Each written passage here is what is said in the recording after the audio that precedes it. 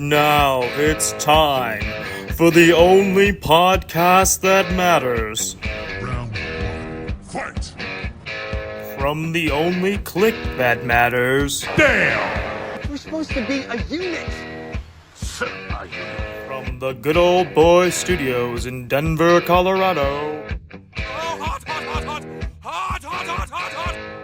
The Colorado Kliq Podcast. Welcome to the Colorado Kliq Podcast, episode 4. Sitting in the studio with us, we got Frenchy. Welcome. Frenchy, how you doing? I'm alright, how are you? I'm doing well. Nikki Chase also with us, the Squared Circle Pro Women's Champion, the trophy case. How are you? I am good, coming off of a big weekend in Lubbock, Texas. Yeah, how did that go? It went very well. We are still on tap. The Free Babes down in Lubbock, Texas. Yeah, that's awesome. That's great to hear. And of course, you always got myself, the good old boy here. We're still missing Major, who at this point, we don't know. Major Silencio. We hope you guys make it back across the border. We're thinking about you. We've got a Patreon put together. People are donating. Yeah, we're doing what we can. We will get you back. So anyways, with the guest of the hour, we're get a little bit of a drum roll here. The Cloud King himself, Cody Devine. That's right, it's not only the Cloud King, it's history in the making. The Cloud King, Cody Devine, former LLL champion, former Primos champion, former Your Mom champion. I broke up with her, but I'm happy to be here. Thank you guys for having me. Thanks for coming aboard, man. I'm excited. This is probably one of the ones that I've been most looking forward to for the schedule we have at the start of the year. How have you been so far? How's your 2025 going? My 2025 is off to a fantastic start. I'm staying very busy, trying to explore a lot of different hobbies and things all at once. I like to make New Year's resolutions and goal plans and business plans. And then I take 12 months and I say, what would the world be like if I gave myself 1 month to do all of these goals? What would you do? And that's how I start my year. So it's a bit of an ass whooping right now. Yeah. But I'm having a good time. It's a little jam-packed. Yes. So do you have a resolution for 2025? Oh, I have like a whole list. A whole list? Oh yeah, I usually I have a mentor me write out like 9 goals, and it's a whole thing. But yeah, this year I want to get an acting agent. Okay. I got some wrestling items on the bucket list. I got some real estate stuff in the bucket list. So I'm kind of just shooting all over the place right now. Everywhere I can shoot that's allowing me to shoot, I'll do it. Shooting all over these walls. Yes, the walls, the ceiling, whatever it takes. Now you're a man of many talents, and we'll get more into that as the podcast goes on. How is everything outside of wrestling going? Is that picking up for you? Yeah, no, business is great. This year my focus is to start my own team. Acting's great. This is the big agent year, so I'm getting a real put together. I had headshots last week, so I'm really just trying to see how many things I can fit. I also got a vacation coming up this weekend. Oh, nice. I've been wanting to do these big charity events for the last 2 years, and I finally have a connection to get that going. So I'm firing on all cylinders right now. Hell yeah. Yeah. That's awesome. And my cat got a new litter box set up Fuck yeah. last week. She refuses to use it, but I'm seeing improvement. Well, sometimes it takes a little practice. I know for Frenchy it took him a little while potty training. Yeah, the thing I'm doing right now is kind of, how they used to baby or potty train kids back in the day. Yeah. Where they just, the kid watches them go to the bathroom. I'm doing that with my cat right now. My girlfriend's pretty pissed, but you got to teach your cat where to shit. So yeah, currently using the litter box and seeing if she'll react to that. So far, minimal results. You're using the litter box. Yes, to show her how to use Yes. the litter box. Correct. Yes. Are you burying it? Am I burying it? No, I was gonna say, that's more of a show of dominance. Yeah, on no. top. Yeah. So I need to show her who's in charge Exactly. still. She's got to work around it. Yeah, and literally, actually. So, yeah. You have to keep us updated on how that experiment Yeah, we'll have goes. to have you back on and see how that went. Yeah. See if you got any results. Avoiding CPS. Cat Protection Services, of course. All right, so kind of getting into like the interview here with you. When, where, how, why? How did you get into professional wrestling? Like as a kid, what first got you into it? Yeah, so I was 5 years old. I went to a WCW Nitro show. Okay. I think at the Pepsi Center, and I have a lot of memories from that night. But I will tell you, I told my dad right there when I was 5, I was like, I'm going to do that. This is really sick. Which had to be 1999 WCW. So it didn't even take, the best version of WCW before I decided I would like to do this. And then, once I graduated high school, it was kind of always the plan, but I didn't know how to pursue it. My sister dated this juggalo for 2 weeks. He was a weird guy. Shout out Ray Cruz Hernandez Jr. You may have seen him on a Primo show, not wrestling. You do the ones with the rap?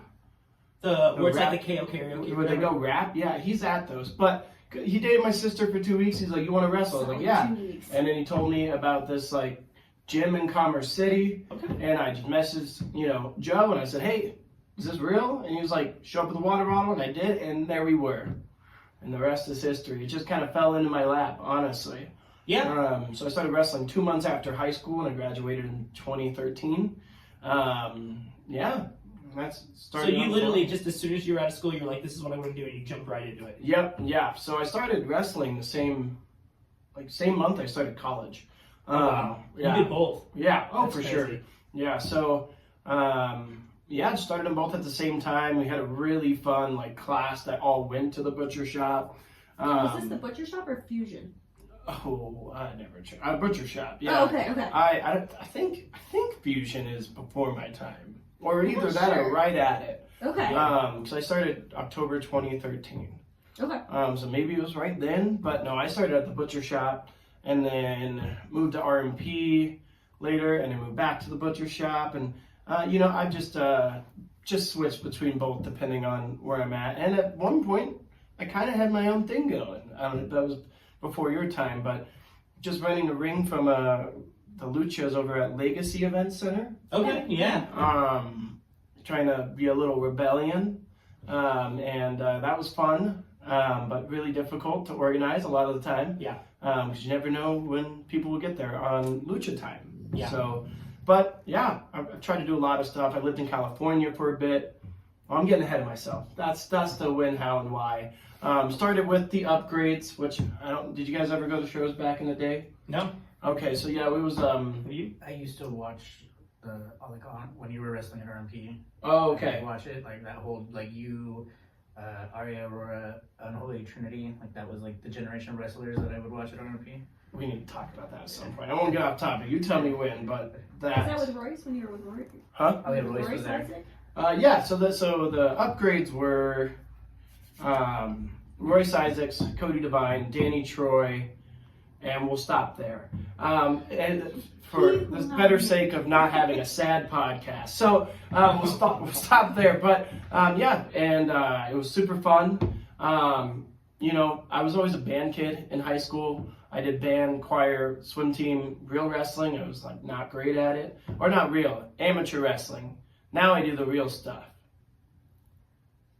And so then, eventually, once I got into wrestling, I ended up just hanging out with all the big dudes.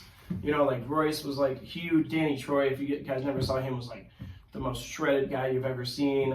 Sam Udell, all those guys. I just got really lucky. He was in the right place at the right time, and I felt like I was in the land of giants. I felt like Danny DeVito at an NBA party or something with the crew I came up with. But I was really lucky and fortunate that I had all the right teachers. It was just a really untraditional wrestling come up. It was not hazing. There wasn't the weird alpha traditional stuff that you deal with. I was super protected, respected. Honestly, I was very lucky. Yeah. Because it doesn't always go that way. So it was great. And it seems like there's been a big transition too, generation-wise, between the stuff of the past where there was a little bit more hazing, especially when you're a greenie getting into the business, as opposed to now where it's everybody kind of, at least in the most part, welcomes people with open arms. Yeah. And I mean, I was ribbed. Let me tell you, I went through some ribs in my day. But most of it was prompted. I like to fuck with people that are my friends, and they will fuck with me back. Yeah. God, what is even appropriate here? I would just, I know one time I was 19, and my girlfriend at the time was my screensaver. And I asked Caleb Crush if he would record my match on my phone at a New Era show at the Buffalo Rose. And he was like, yeah, absolutely. And then he saw my girlfriend with my screensaver, and he's like, oh my God, the simp here, right? So he decides to make a picture of him shirtless as the contact photo for my entire family. I didn't know how many people that he had done it for. So it's just slowly but surely it would come up again, and other stuff. Grandma's calling, and all of a sudden here's just a shirtless picture of Caleb Crush. Yeah. Just shredded. Can you at least record the match? It was too busy changing it. I feel like, oh God, I had like the Samsung Galaxy 1 or something. So whatever he recorded, it probably looked more like Minecraft floating far away. So. Yeah. It's wild how crazy you can record now with any phone that you have, basically. But back in the day, trying to record anything on your phone was terrible. Oh, yeah. Kids don't know, man. Kids don't know the real struggles. Yeah, no, for sure. I wish I was there back in the day when people would send footage in with VHSs. Like at one point, because that's how they used to send stuff in to like promoters and stuff, It's the right? only way to do it. Yeah, and so one time I thought it'd be really cool. Like, man, what if I just tried to bring that back and just like sent promoters like, hey, this is my reel, and sent it on a VHS. But then maybe the VHS has like a QR code to what the video is, so that way they're not like, what? No. Trying to find a VHS. Yeah, so they're not like going out to like find like the nearest VHS player at Right. But I bet there's anybody with VHS players in their basement. Wrestlers is a good category that I bet you'd find a lot of people with VHS players. Yeah, I'm pretty sure I still have one in my closet from back home. Yeah. Because I still have all my tapes as a kid too. I don't know why.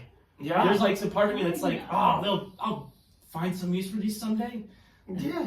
There's never gonna be I use have for one them. of my tapes too, and then I have one of the TVs that has like the VCR built into it.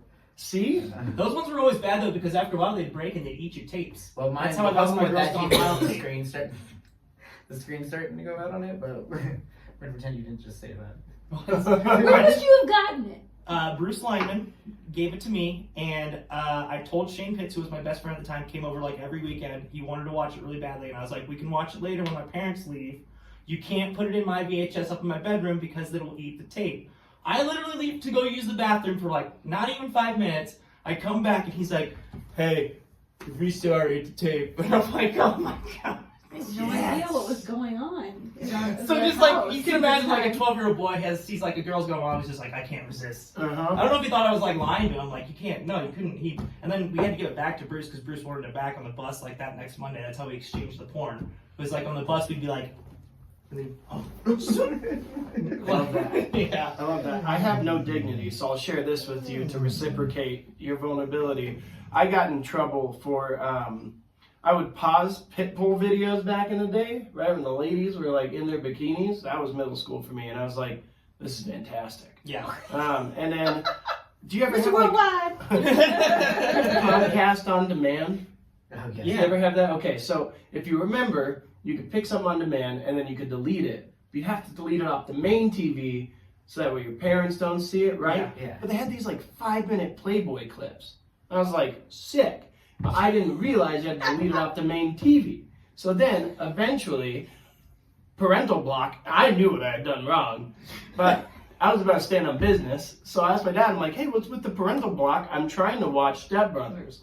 And he's like, I know what you're trying to watch. I'm not turning off the parental block. And I was like, man, this is some bullshit. But what are you going to do, man? Back to Pitbull videos. I used to wait till really early in the morning. Remember they had those Girls Gone Wild commercials at like 3, 4 in the morning? Mhm. If you could keep yourself up long enough. Yes. And now there's a whole documentary. I know, no surprise. that looks enticing. I can't afford What to. documentary is that? It's on the dude that made Girls Gone Wild. And how terrible Oh, of a Joe person he Frenchy? was. Yes. Yeah. I mean, to like nobody's shock, right? No. And when you look back then, you're like, yeah, I bet he was a piece of shit. Yeah. But you know, 11-year-old me didn't think about that. No, because at the time all you're thinking about is like there's boobies. Yeah. And it didn't even matter if there was like a little, because it had always like the little Girls Gone Wild like right across their boobs. Yeah. Which you're like, I don't care. Yeah. I know it's there. Yeah. Oh yeah. That was I'm enough going to for use me. my imagination. Mhm. That's how we got as Frenchy, creative can as we you- are. Frenchy, Imaginate. can you speak to this? Yes. Yes, I heard that the other day on the internet. What? Imaginate. Use your imagination to masturbate. Okay. All right. Helps with creativity. I'm learning some. Helps with creativity. I'm not that imaginative. Well, you Early said that 2000s masturbate were more. wild, That's your man. problem is you need to masturbate more. Or Frenchy. this You're is not- probably the most interesting podcast ever. And that's how I started wrestling. Through imagination. Yeah. We got a little off topic there, just a little bit. But here's another one for you. Who was your favorite wrestler growing up? Growing up, Sting. Sting? Oh, Did you base like when you were starting a lot of your moveset and stuff off him? No, I based everything I do off The Miz. Go watch a Cody Devine match and watch a Miz match. It's the same. Question. That's interesting because I love The Miz myself, and I do actually kind of not necessarily take his moveset, but kind of match kind of what he does because I see that he's does it safely and he can do it for a long time. Yeah. That's one of the reasons I'm like, well, he's pretty good at what he does. What draws you to him? Well, I love heel work. I love good heel work, firstly. But just, being a 5'9" guy who, like, isn't jacked, you have to have a simple moveset. And I spent the first year or two, like, when I started wrestling, it was, like, in the era of, like, Fuego del Sol and Ricochet doing all that stuff. Yep. I thought it was the coolest fucking thing I've ever seen. It still is. And so I wanted to be that guy. Yeah. But I'm just not that athletic. We're not all Logan Austin. Yeah. And so, and so then eventually, I think the first time it was introduced to me was when Lonnie was like the Miz line, where you fly through the second and third row. And I tried that, and I was like, oh, that's sick. Okay, and then I just kind of like saw other things he was doing, but I use a lot of his stuff, and then really I just try to. It's really funny because the guys whose moves I've stolen are like big, would be considered large now, but were like back then not large. Mm-hmm. Like I do the little like elbow Hurricane does, where you have him right here, inverted DDT, and swinging him to an elbow. Yep. He did that because he couldn't pick people up. The Hurricane's like 6'2", 230 in his prime. Like, it's a ginormous person. But otherwise, I'll also use, like, my signature is Lonnie Valdez's Fast 38. And that's just kind of a pass-down move. But, yeah, I just wanted to be Ricochet and Will Ospreay so bad.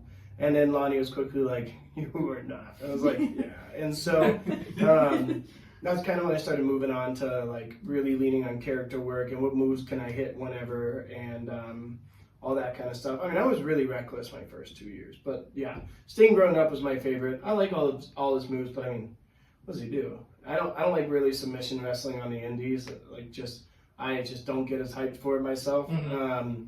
And then a splash in the corner, so I do the Miz line, and the Scorpion Death Drop is cool, but it feels too iconic. Yeah. To like make that my Like finish. it's like almost kind of like doing the stunner on the rock bottom sometimes. Yeah, you really have to be over. Like I think, like Heidi Howitzer, I love that she does the stunner. She's pulled it off, and like the crowd loves her, and it works for the gimmick. But like, I'm not gonna do like a rock bottom. No, yeah. Although I did do like all those big guy moves when I did the 6'12" giant for a while, and that was a lot of fun. I don't know if you guys ever saw that either, but the only time I was ever a face was the 6'12" giant Cody Devine, where I was a delirious guy who thought I was 6'12", and so I did all these heavyweight matches in New Era back in the day. Nice. But yeah. Nice. And is the I know the moveset is Miz. What about like Cody Devine heel like promos and is that also? Oh yeah. So I always base it off of like douchey millennial, like I don't want to necessarily say like Blue Mountain State, but kind of Blue Mountain State like meets Portlandia. Broy. Like, yeah. Like douche broy. Yes. Like typical douche kind of stuff. Yeah. Because one time when I was in college, I had a girl, because I kind of dressed like I'm like a bro. Sure. And she, when I walked out, she kind of like, when I went to like a Friday night dance party, whatever the fuck we were doing, she was like, what are you wearing? And I was like, I'm wearing what's comfortable. She's like, you dress like a typical douche. And I was like, that describes my personality perfectly. And I was like, I'm going to use that from now on because it's almost like perfect. Well, yeah, I don't know. I think, the other thing too was I was the most shy kid and so reserved for so long. Like, I had the same haircut from 3rd grade till I was 19. I only wore hand-me-down jeans and single color shirts, and they couldn't have a brand on them, and hand-me-down shoes. Like, I wanted to blend in, and I didn't want to. I was just an insecure teenager, right? Yeah. And then I started wrestling and being around, like, Caleb, Lonnie, Sam Udell, and it was just, suddenly it was like, oh, I'm myself, and suddenly, like, I would never have worn this in, like, 2012. And, like, this seems like such a plain shirt now, but 2012 me would be like, dude, you're crazy. Yeah. People see you. And so I'm just, People are looking at you right now. Right now. But yeah, and so I don't know. It's just I stopped caring about all that kind of stuff. Either way, so Yeah, so it's almost kind of like you did almost a 360 from who you were in high school to where you are now. Yeah, it really is almost a louder version, though, because it's kind of always who I was amongst, like, friends. Like, I've always been, like, I like the idea of being mischievous and, like, against, like, a norm or just going against the grain and just doing things a little weird. And I was, like, for the people that knew me in high school, like, good friends would probably describe me as, like, a hyperactive psycho, right? But the people that didn't know me would be like, I don't know, dude, he was, like, deadpan, like, just a very plain guy. So it depends on who you'd ask, but I was very reserved until I got to know people for a long time, for sure. I used to like to tell people that I was shy in high school too, but I suppose it's probably not true. Because I used to like make movies and stuff with my friends. Yeah. So it's like kind of like who you are more with your friends than anything else. Yeah. Because I was definitely that person too. Like I wanted to put stuff on where like I don't want to like stand out in the crowd. I just want to wear stuff that's comfortable for me. Yeah. And then, but yeah, when you're with your friends, you let it all hang out. Yeah. Yeah, there is a 3-part series of me doing dressed up lightsaber battles, unironically, with my friends on YouTube. You'll never find them, but they're there. So yeah, I used to like doing all that kind of stuff too. I was gonna say because I was wondering if I was gonna ask some of those questions when we got to talking about your acting career, but I'll save them for a little bit. Sure. Yeah. Okay, so then moving on from that. I asked if you were an athlete in high school, so you said you did a little bit of swimming and a little bit of amateur wrestling too. Yeah. How did that compare when you first started your training? Well, I should also say I did baseball. Okay. I did baseball from when I was 4 till I was 15. Baseball's my favorite sport in the fucking world. I love baseball. But I was dog shit. The drizzling shits, right? However bad. Larry Butavi, does that ring a bell? You guys trained with Eric. He must have told you. Very bad. Very bad at baseball. And I knew it was bad. But I loved baseball. And then once you get to high school, well, you either are good enough to play or not. And I was not. And I did not think it was politics that got me knocked out of the baseball field. So then my friends did swim team. I did that. And I did start wrestling my junior year. I wish I would have started earlier because that was a lot of fun for me. But compared, I would say the amateur wrestling to pro wrestling is the biggest comparison. Obviously, for one, sport-wise. But for two, I tried cheating in high school wrestling so much. And Successfully, or? Well, you know, like, didn't you ever do, like, amateur stuff, right? Did you? Yeah, for like a brief, my family's really big in amateur wrestling, so I did it for a little bit, Yeah. but I was not good at it. Well, the first thing that happens when you get there, I feel like within the first 3 seconds, you know if someone's faster than you and you know if they're stronger than you. Yep. Like just right away, like just by the way they grab you, like damn, all right, cool. And so once I knew that, I was like, oh, I'm gonna have to piss them off. And so going to lockup, I'm headbutting you. If cross faces, I'm throwing them. Anything I can, dude. If I need to tug your fucking balls because you won't let go of me, I did it. I didn't give a fuck. that a lot. Fingers on some gooches, up some butts. So that one I never did. I had a buddy that did to like, me one time. I shit myself in high school wrestling. So I'm like, what if they shit themselves and I don't know it? Then it's like reverse karma. But just like in real wrestling, eventually the heel gets his comeuppance. They would know when I'm doing that. And let me tell you, they throw it back. I had a guy, so you can't like suffocate someone in wrestling unless you have like one arm. And this one guy walked up and looked like just so jacked, and I was like, well, fuck. And so I immediately knew, like, the moment we locked up, or the moment we went to lock up, I didn't even lock up. I swear, if you look at the footage, my hands are probably at my side, and I just, like go for a headbutt, like, kind of raise my arms, so the ref is like, you're locking up. And he just looked at me, and he was like, and I was like, oh, fuck. He proceeded to throw me around like the biggest bitch. And it's like 15 points. After like 15 points, you're tapped. But you can knock someone out. So what he did was he had me, he almost suffocated me after throwing me around for a while. Right when I was almost unconscious, like kind of going in and out of it, he picked me up and just fucking bounced me off the mat. And anyways, I lost. And I couldn't see out of my left eye. And I remember, like, wrestling tournaments like so long. They're like 6-hour days.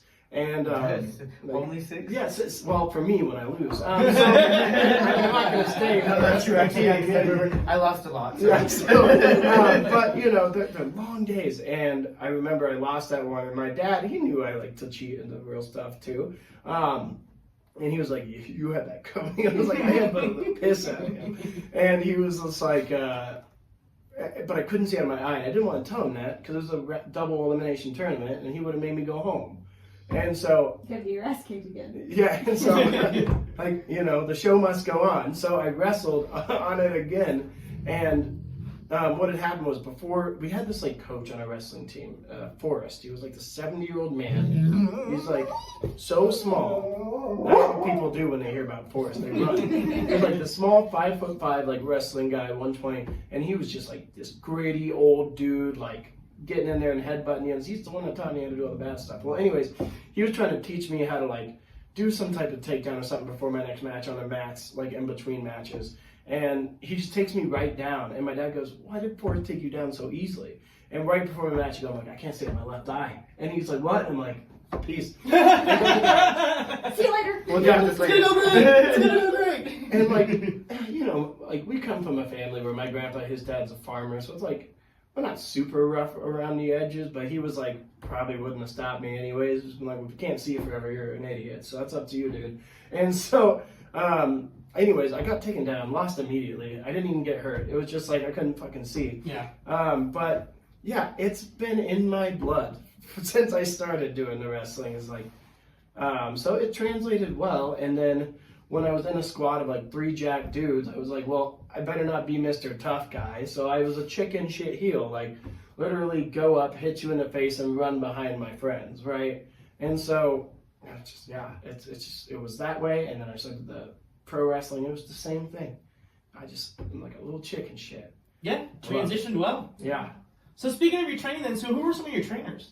Yeah, so, well, there's probably a lot of people I owe training to, but my head trainer, the guy who taught me most everything, is Lonnie Valdez. Never heard of it. Shout out, Lonnie. Yeah, shout out Lonnie. And what's great about him is that, seeing as we were brought up in such an untraditional form, is what he did. Because it was like, also, I was a little bit lucky with who I came up with. Because when you saw, like, the class I was with of, like, Royce and all those guys, like, the butcher shop, like, Joe and Lonnie knew, like, I don't know where these guys just came from, but we have, like, an elite class here. So they padded the piss out of the training ring. I mean, like, we're talking this much padding on a training ring. And so, like, bumps did not really hurt for a while, which was great. It's like going to Sky Zone and jumping in those foam things. Yeah, and, you know, Lonnie also, like, has this way of teaching where he understands how to teach people. Like, you know, one thing you'd always say is, like, if I ever tell Royce you did something better than him, he'd get so fucking pissed and he'd learn it like that. Or, like, I can't remember what mine was, but it was genius. It was, like, exactly how I learned.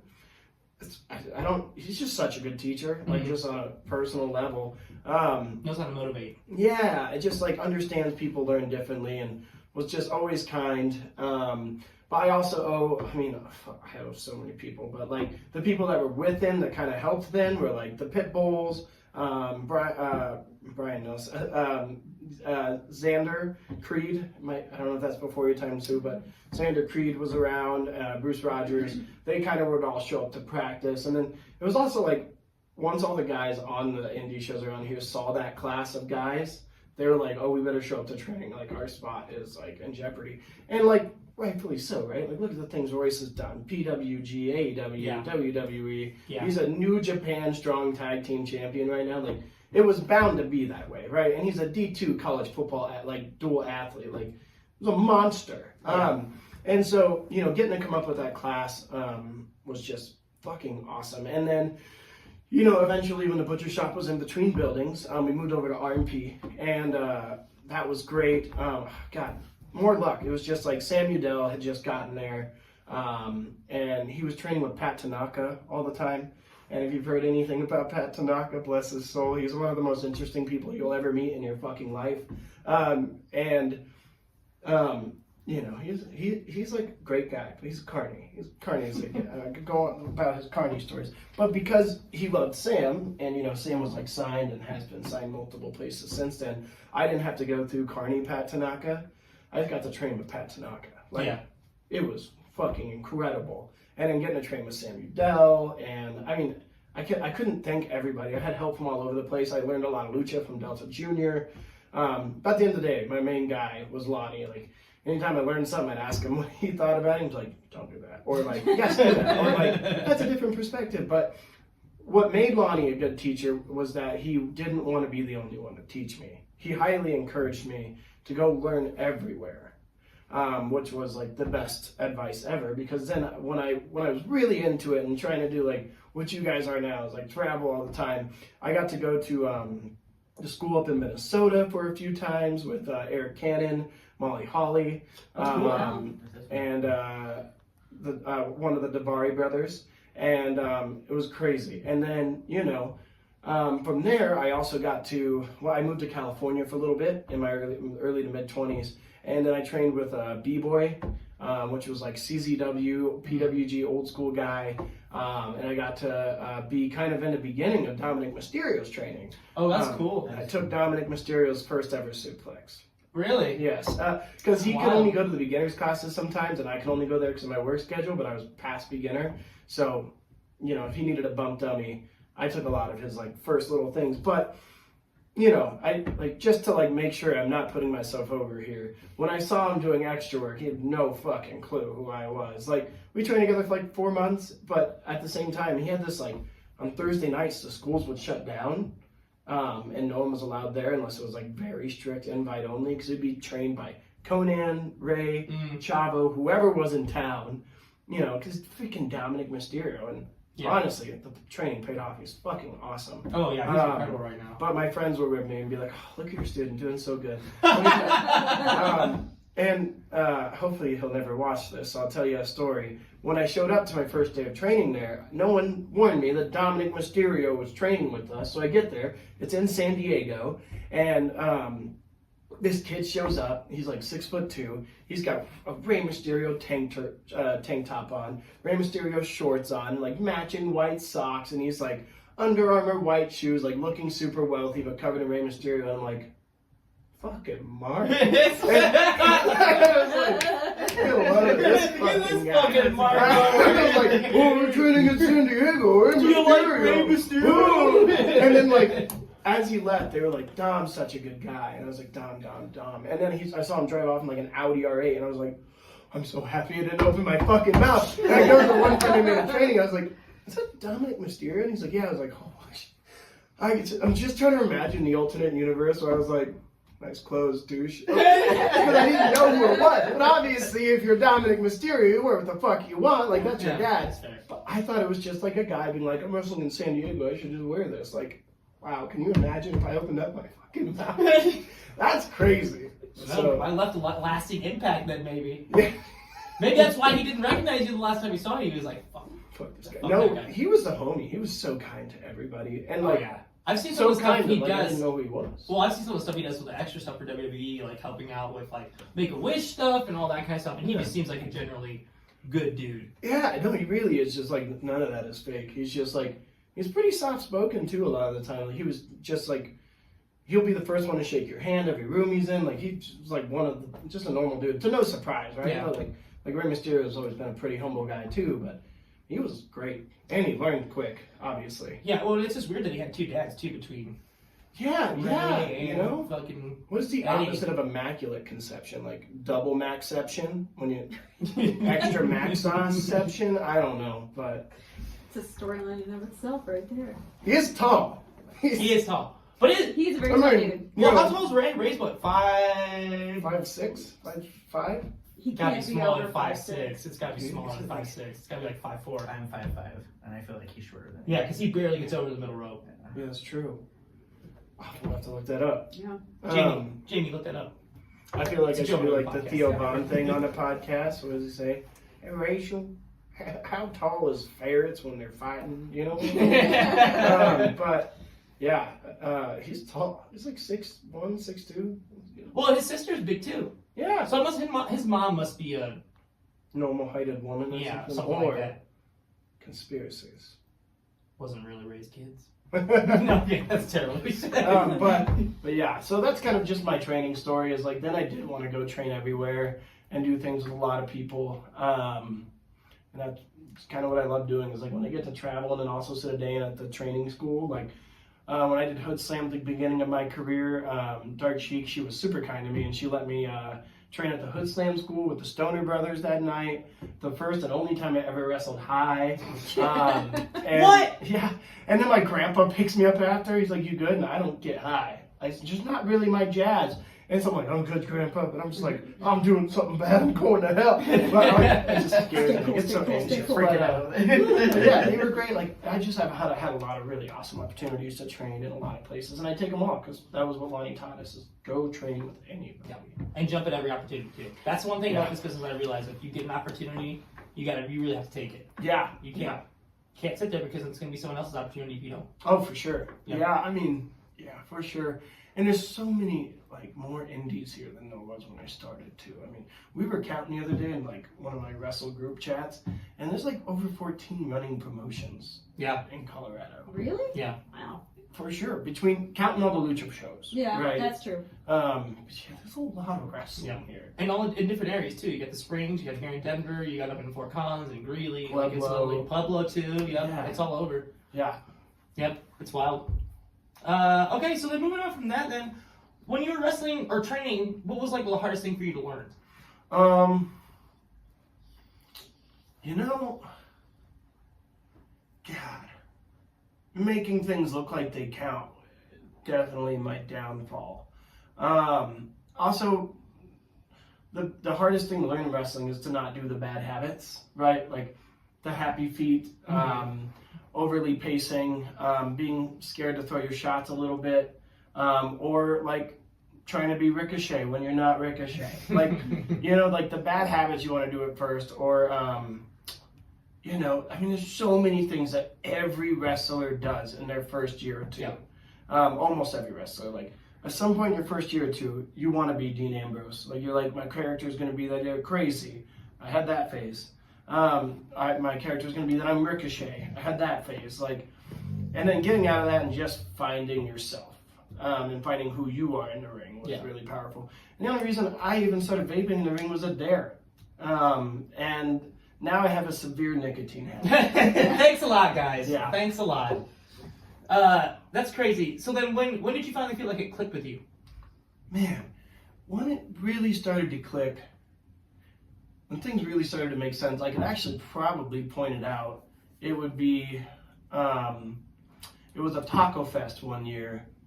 Maybe my first or second one. Had to be the second one. I think my first one was with Caleb. But I wrestled Lonnie in a match, and he was so done with like my like gentle being. Like I just was so gentle, and he was like, "This match, I want you to go out there and fuck me up. All right, like just like when you're gonna hit me, and I'm gonna hit you." And I needed that lesson to have confidence. And that was when my confidence really started brewing. It was also when I fell in love with the bad guy. Like, man, like, I just have no desire to be a good guy wrestling. I really fucking don't. And so I just think, like, that's when it started clicking, is when I just tried to be the biggest piece of shit I could ever be at any given moment in time and making it count. Yeah. And, like, I think that's what, but that was the match I remember at first, where it was, like, me and Lonnie, and we went out there and, like, we swung for the fences. And he was like, "Just so you know, that's how you're just supposed to do it. You didn't hit me that hard." Which, like, for one, don't call me a bitch, Lonnie. But for two, also, yeah, I don't really hit that hard. Still to this day. But it was when my character developed. Is when someone handed me a vape, honestly, because God, that got over. And that was probably when it really started clicking. And then also my first RMP run, when suddenly I was wrestling every week. That's also a really good way to learn, because you're always wrestling different people. Sometimes you're wrestling like 3 matches in a day, and you have to be ready. Like, how do you make it count? Because now you can't plan everything. And I have a hearing loss in both my ears, so I like to plan A to Z, unless I know you already or whatever. But A to Z isn't always an option. And so that was probably my second stride, is when I did my first run at RMP and started doing like multiple tag matches, and then like, I also worked with Vince Russo then, and that was fucking crazy. And so, and I don't mean that in a bad way. No, because Chelsea got to work with I was there with you at the time. Yeah. He's an anomaly. He's not real. That guy's not real. He's just, that's who he is. He gets a really bad rap, but I think he's generally a good dude. Probably. Who would know? He's crazy. Like, he just has such a creative mind. And it was really He's fun. outside the box for sure. Yeah. And it was just also like, I was sent in so many different directions because I do want to work everywhere. You know, when I went to go at New Era, Paulie B, if you ever met him, was supposed to be the original 6'12" giant, but he skipped the show. And Tony Morales was like, "Can you do this?" And Lonnie was like, "If you're going to do this, you need to go all the fuck in. Like, custom gear, you're Andre the Giant, you only do big move things, you're 6 foot, like, it needs to be committed." And so I got to commit to that. And then, you know, Vince Russo, when he broke up me and Royce out of the upgrade, was a smart move. Like, you need to put Royce in the main event picture. He told me he wanted me to be Joe Pesci from Die Hard 2. And, like, just obnoxious, like, over the top, like, screaming chihuahua. And it was like, and so just getting to do these many different versatile things at the same time and have so many different trainers, it was, like, easier to come along. Yeah. I will say, I've set my matches to line, obviously to have him watch them, and his favorite thing to say to me is, "Your punches look like shit." Sure. Yeah, I mean, man, it's, God, I know sometimes my punches look like shit. Like, I remember when I came back from ACL injury, not to get ahead of myself, I didn't go to practice because I knew I was just going to be throwing a few punches, and that was it. God, those punches, dude, it looked like there was a pickle up my ass. I had to hold in there for a bet. Like, Yeah. I just was like, what the fuck? You just never know, man. It's just, working your friends is like one of the best ways to get good because, you know, if you sock them a little bit, it's like, meh. Like, you're Chase fine. is my dummy. Like, I'm Yeah. Yeah. And I've also beaten Chase up. And the worst So thing you does can do to a woman in wrestling is not hit her. Honestly, and like respectfully. Like if you get in there with a woman and you just like, you know, petty her, like she's like, they'll be like, "What the fuck are you doing, bitch?" And like Heidi Howitzer hits harder than almost anybody I've ever worked, and safely. Yeah. But like, you do not patronize Heidi Howitzer in that ring. So. Makes me think back to when Moolah and Mae Young were wrestling, and they were working with the Dudley Boys, and the Dudley Boys were like afraid to go out there and hit him, and I think it was Mae Young was like, "You go out there and you hit me, like I'm one of the boys." Yeah, It's just it's just a respect thing. But honestly, like, yeah, I don't know. Punches are tough. But they do come along. You just have to find the right ones. Like, I know which ones I throw really. I can't throw a European uppercut to save my life. It just doesn't look good. I think it's because I got, like, little T-Rex arms. Like, they're just tiny. I don't know. I don't know what it is. The wind-up, none of it makes sense. I just don't get it. Or, you know, there's certain punches I just don't even like the Austin Aries, like, clap thing. Yeah. Like, what the fuck? Like, unless you're wearing cymbals, who's that going to hurt? But it's like things like that where... it's discombobulating. But you just find the things you're good at. Yeah. And get rid of the ones you're not. Like, you only need like 2 punches and just get to those. I mean, a lot of times when I'm making my work calls and walking around the house, I'm like at the fridge and I'm like, yeah. I'm not even thinking about it. It's just a thing I do. I don't know, I bully my appliances. But like, you know, eventually just kind of come around and they get a little better. You got to get a little snug before you can get a little loose. And I went too loose and eventually like, corrected it, you know? Yeah. So, speaking of, how do you approach your matches? Oh, buddy. Winnie, come here. He's parking spot. Come here, Winnie. Crate! Come here. Go to your bed. Go to your bed. Oh, buddy. I know, it's so sad. What a good protector. He got to go for a run today, though, so he's had plenty of activities. What'd you say, though? I'm so sorry. So, how do you kind of approach your matches? How do I approach my matches? You know, I am like such a... Like, I'll think about the story before I approach my opponent, and then I play to their strengths. Like, my goal is always to have match of the night. Always. I don't care where the fuck I am on a card. You're not paying me for TV money. If I'm in the second spot in the card and have match of the night, you fucked up, not me. I'm probably wrong from some people's perspective. I don't give a fuck. If you're paying me less than $100 and you're like, you should work down your style for this dummy I got in the main. Like, and this is about no one specifically, but I've just always been under the practice that, like, I should be the main event, then that's it. I'm going to have match of the night, then there you go, do that. Like, duh. Yeah. And, you know, so I've never held back. I always go in there with what I want. And maybe that's a hot take. I don't give a fuck. You know, if I'm wrestling for, like, 100 people or less, like, I just want to do what I want to do and go do my art. And my art is, like, finding what they do best and then thinking about, like, how I'm going to connect with that really well. Because my moveset is basic and easy to do and hit on most people. And so the only way to have the best match of the night is to combine styles. If I go in there wanting to do like whatever a Cody Devine match is, I don't know, Cody Devine match is going in there and wanting to piss people off enough that they want to see me get my ass kicked. And I ask how that's going to work with everybody. One of my dream matches that I got to have last year was just a straight up one-on-one with Johnny Crash. And I really wanted to have that match because Johnny's like super charismatic. I love Johnny Crash. He's also like one of the best dudes you'll ever meet. Like, and so, you know, I'm not going to go in there and be like, you know, do you want to do Code Reds or Canadian Destroyers? Can I hit and like, yeah, right? And so we did, you know, what I wanted to have out of that match. And it was a blast. I had a lot of fun, you know. Yep. I asked myself what's going to be the most fun because that's what's going to reciprocate the best with the crowd is when you're actually having fun doing what you're doing. And also, like, sometimes you have guys that just don't have a lot of confidence under them. And I want to be like, dude, you don't even know. Like, wrestling's so easy. And we're going to, like, I'm going to bring that at you. Like, I love when I get the opportunity to take somebody that thinks that, like sometimes I'll work, like, an indie show around here, and they're like, I'm so excited to finally get to wrestle you. I'm like, well, I'm a shit. I literally just go vape and curse at people. Like, this shit's easy, man. Shine, cut off, heat, hope, falsies, Canadian Destroyers till you're breathless. Take it home, you know? But, like, I try to work to their style. I love to bring up people's confidence because that's what people did for me is they brought up my confidence. And I still get nervous as fuck sometimes. I get so fucking nervous. Especially some of the matches I had at LOL recently where I'm like, imposter syndrome. But I just try to approach it, what's going to be the most fun for me. And usually what that is like, how can I make sure that that guy beats me in the best way they can? Like, just wrecks my shit. I want the crowd to feel like they got to come up and it's like, what's the point of being a douchebag if there's no, you know, finish the story. Yeah. So. Yep. I have to say that I think the first time I came down, was it the first time I came down to visit you, we went to an LOL show.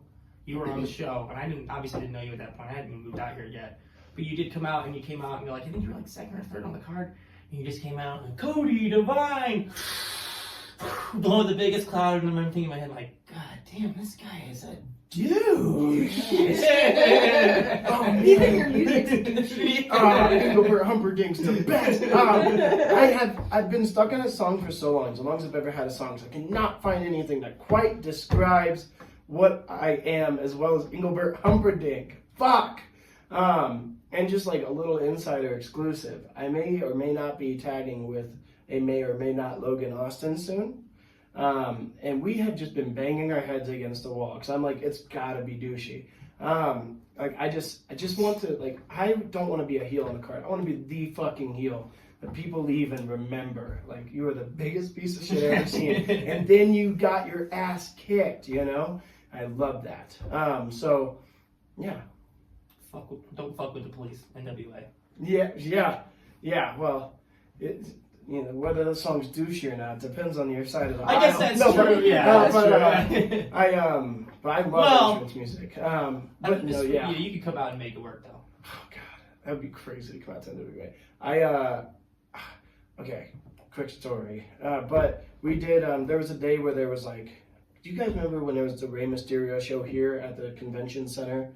It was like Rey Mysterio, Chavo, and Carlito and Royce in a four-way at the convention center before Royce moved to LA. Well, it was like a big show then. Yeah. That I think Hugo's put on. I hope that's right. And I remember before that we had a taco fest, and I had some friends all loaded up in a car. And my friend at the time was playing all this old school rap, you know, NWA and all that. I was doing this running bit all day where I was like, is this X gonna give it to you by DMX? And like, they're like, this isn't X gonna give it to you. There will never be, you won't hear that song today. And so we go to the convention center, the biggest place you could perform.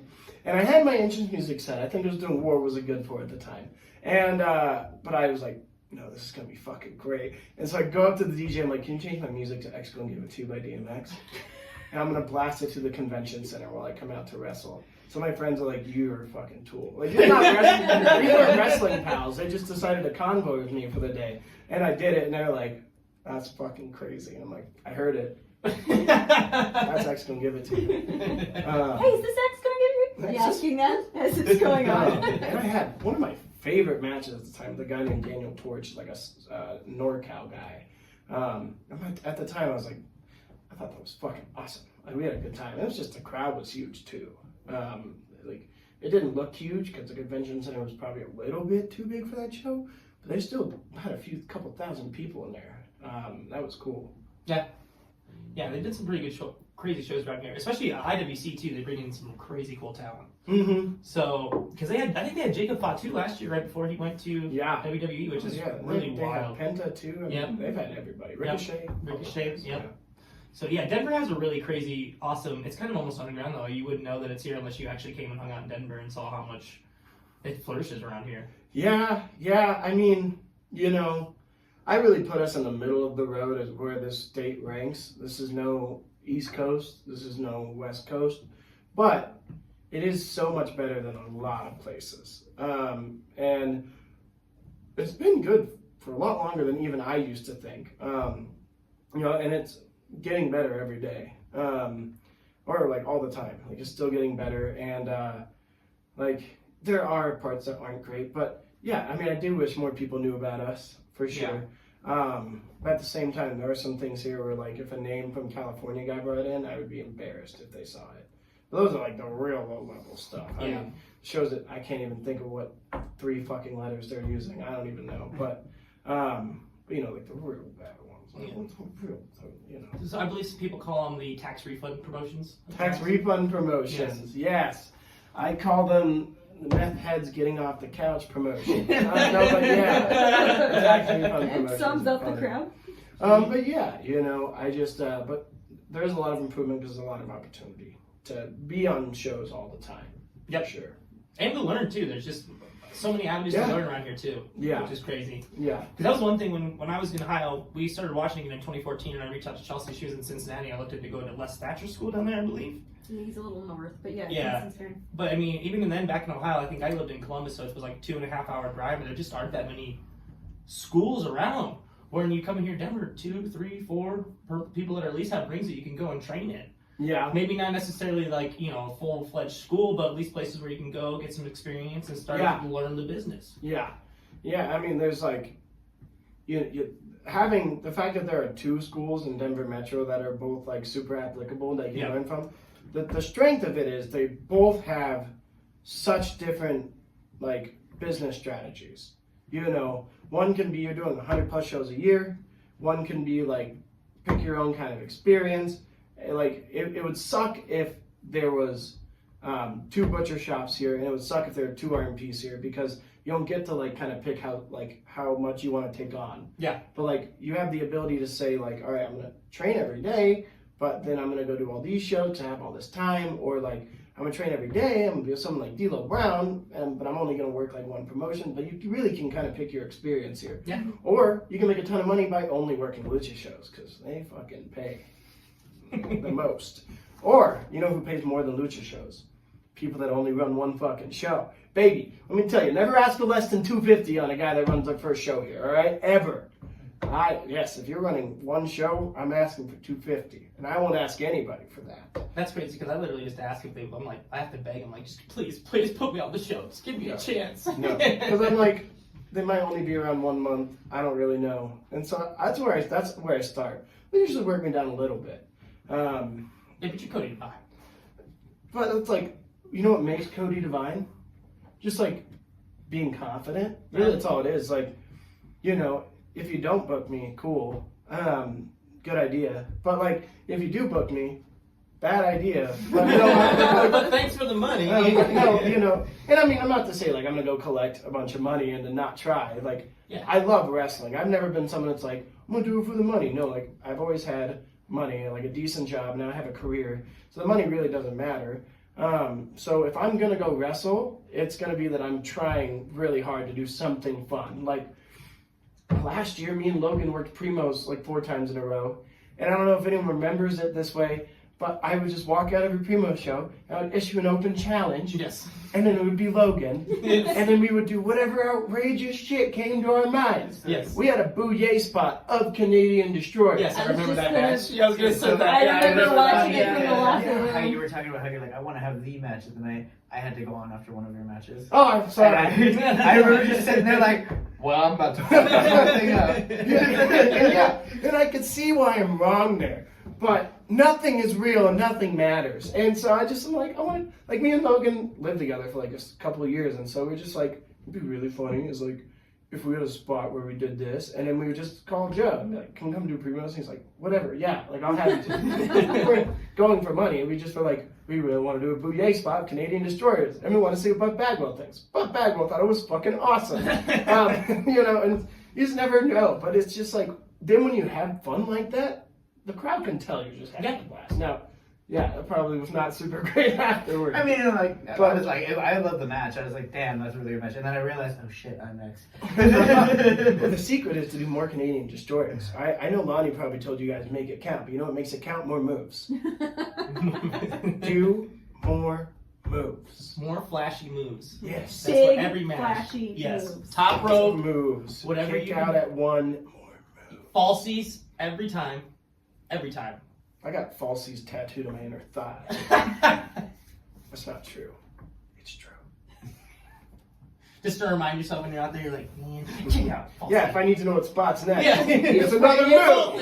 It's move time. Right on your hand. Yeah, moves are sick.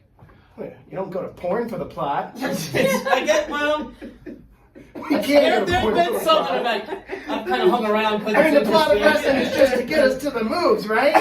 The Lord of the Rings one's pretty compelling, I'm not gonna lie. I think it's called Lord of the G-Strings. Yeah. It's actually pretty compelling. What was that thing I saw yesterday? Is this a throwback for you guys where they go, it's like, this ain't a beach lady, it's a bathtub. You guys remember that? No, okay. God. No, wait, what is that? That's not an appropriate story for here, but there's a porno, and the porno starts with this guy taking a bath when Lady walks up, and she's like, I'm a lifeguard, you need help. And he's like, this isn't a beach lady, it's a bathtub. That guy's a pastor now. I saw him on TikTok. He is, but like, then it's a porn. Young But boy. Then it's a And that's still got more plot in it than the ones from a couple years ago where it was just people stuck under things and then they have sex. It'd be Yeah. like, stepmom stuck in washer. And it's like, how does that even happen? You gotta What block are out you the doing? cameras, you know? What I'm looking for is woman being respected with flowers. Consensual. Woman being respected with flowers and chocolate. A lovely first date that ends in a kiss at the door. A chaste kiss. Yeah. So what have been some of your favorite promotions outside of the state to work for? Well, outside of the state, what would be my favorites? I had a lot of fun working for Devotion. Or, not Devotion, oh my god. Trey Ballard, Utah. Oh my god, he's a good friend of mine. What am I doing? I'm blanking. Trey Ballard's promotion out in Utah is always a lot of fun. Is that Devotion's Manny? Devotion's Manny. Okay, Yep. so I know I'm wrong. I've never worked there. Which one? Why am I forgetting? Oh my god, I have. There's STF.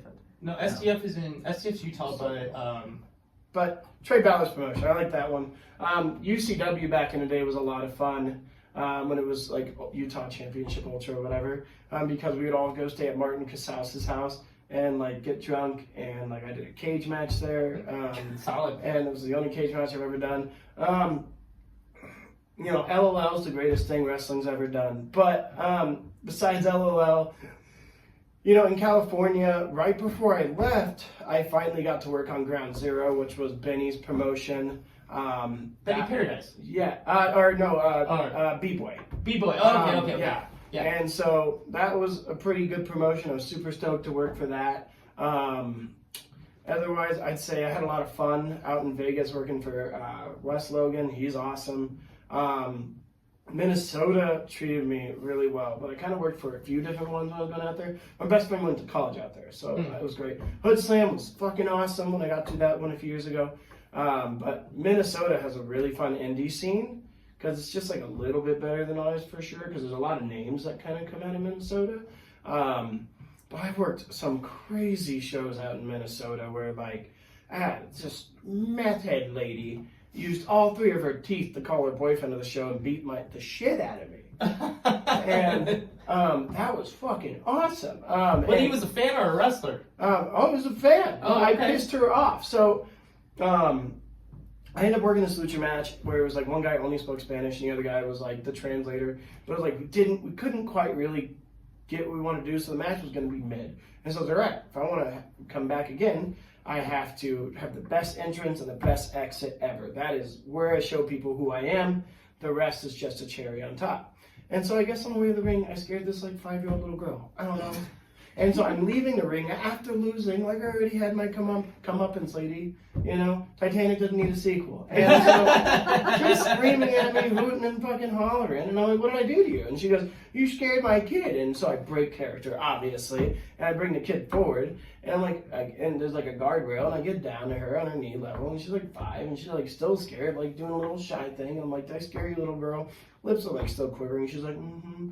And like the crowd's like, oh, and I'm like, God, you deserve it! You deserve it! Woo! And the crowd like is like, you bitch! And I was like, oh, I'm bad. You're cursing on a kid's show. The crowd's booing me, except for this like table of 3 guys that all PBR you. They're like, and then Nothing like making kids cry. yeah, and so I'm in the locker room. I thought nothing of this, whatever. We've all had those moments. You're like a fantastic heel, you know all about that. And so it's like, you just don't think. You're just like, ha, that was cool. And then, like, you just move on. Well, then the music guy comes up to me. He's like, what did you do? And I'm like, great question. What did I do? And he's like, this lady called her boyfriend to the show, and he's here to fuck you up. And I'm like, holy shit. And, like, the locker room was like, nice, dude. And I was like, that's fucking crazy. And so the, like, janitor had to let me out the fire exit in the locker room, and they sent me home. You know what that means? I got paid and didn't tear down, baby. Yeah. And so they brought me right back. But they definitely Also brought me back escaped to attempted murder, it Yeah. sounds like. Oh my god. But yeah, I got the, you know, I was on the second match on the card. I was gone by the 4th. Well, what? What a day! And then another one where this company put me against this 50-year-old like his gimmick was he was a 50-year-old male stripper. And they told him, you're working like a 20-year vet, you're going to have a good time. Turns out they were just annoyed about how much I was reaching out to them, so they were trying to rib me by putting me in there with someone really bad. But I always worked to people's strengths. And this is a place called Poorhouse in Minnesota. And so I was like, I could tell. I was like, he doesn't want to do much. He was like, you know, and also another thing is like, I really do have a hearing loss. I grew up wearing hearing aids. And so I really don't like calling it out there unless I know you really well, because I just don't know what the fuck's going to happen. And so I don't want to look like an idiot. So I'm not saying it's A to Z, like, you know, my heat's on the fly and basic stuff, but like a lot of stuff is A to Z for me. Yeah. And so he was like, we'll call it out there. And I'm like, not in the 1970s, fuck, we won't. I didn't say that. You just have to like manipulate around people that think you want to call it out there. You say, yeah, we'll call it out there. What are some spots you do? Yeah. Oh, I do this. Oh, that's good. I do this. Yeah. Oh, what if we did that? Yeah. Oh, throw that in the shine? Yeah, throw that in the shine. Oh, cool. Well, I do this. Is this a good cutoff? Yeah, that's a good cutoff. I'll look for that. I'm like, all right, great. You know, what do you like to do to get the people going? Oh, well, like, I'll do like whatever. And I'm like, oh, that's a good home spot. Next thing you know, they didn't even know it. You just planned the fucking match. And then when that's done, you're like, want to go over that? And they're like, oh, fuck. And you're like, wow, we planned it. So, and then, you know, but like, I just don't like wrestling on the fly if I know I can have a better match. Anyways, I had a fantastic match with this guy, like, in like, retrospectively. Like, I don't know, if you watched it back now, maybe it sucks, I don't know. But we both had left having that, like, giddy, like, jerk yourself off feeling where you're like, and, like, whatever, it's wrestling, it was fun. And he was like, listen, man, I work at the, like, Spearmint Rhino downtown in Minneapolis. He's like, come in tonight, and I got you. And I was like, what? And so, like, this is not, like, a stereotypical Cody Devine story. So my best friend, I tell him, like, do you want to go to the strip club? And his friends are like, yeah. Like, just, like, I'm friends with, like, hipsters, nerdy, nice, gentle people, passive. And they're like, sure, it sounds funny. Yeah. And so we get there. Turns out he's, like, a manager. We go. He has, like, $2,000 on a table and, like, bottle service, all for free. and, like, all his friends who had just met me were like, are you famous? And I'm like, fuck no. I'm peeking. That's what's happening. And I'm like, there's girls around us all night, but the whole time we're just not like, oh, it's me, like, we're just not like that. So it's just like, I'm sorry, Violet. Would you like to sit? Like, you want to talk? You have to talk the most. Like, I play GTA. I'm not. No, you can sit. And she's like, I can't. My boss is watching. And I'm like, not tonight. I know your boss, so we're good. Sit down. Like, it just felt weird because like they had 2 or 3 girls rotating, just dancing in our space while we had VIP bottle service. Let me tell you, it looked like a just gaggle of nerds, dude. It was like crazy. And so, and then the third story is the first show I did in Minnesota. It was at a VFW for a guy named Kurt Otto Holt, bless his soul. He died. But we worked at VFW against like this guy who was a ghost hunter, and this other guy, Spider Baby. Super sweet. That was her gimmick? Like no, he was he was a real ghost hunter. He sold ghost hunting. All right. And then Spider Baby, and like we wrestled him in a tag match where it was the only booking Royce ever let me get him. And he was like, "You just brought me to a VFW," and I'm like, "It's going down tonight." It was like the most shindy show you've ever seen. But then we had a blast. Like the biggest spot of the night was an arm drag because they really actually liked old school stuff there. Like I know a lot of times people say that, but like that crowd, we did so many things, and like Royce did 2 arm drags, and the crowd was like, "Fuck this!" It's wild. And then like my buddy, my best friend was in like a fraternity at the time, and he brought his whole frat, and so then the promoter was like, he paid us like another 50% kicker, just for like being homies. And like, you know, and that was a weird one. Like I wrestled a ghost hunter. It was cool.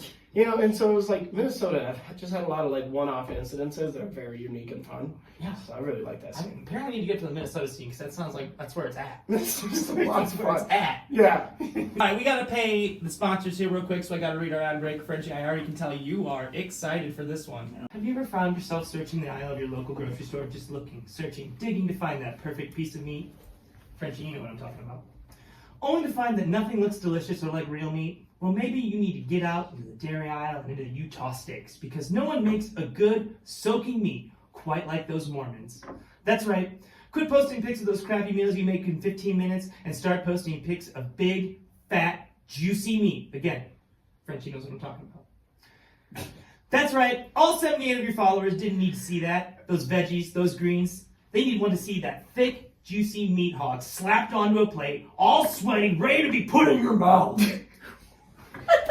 So get your Utah steaks today and use code Frenchy's Meat for a 10% discount on your first order. Utah steaks, meat for your mouth and your heart.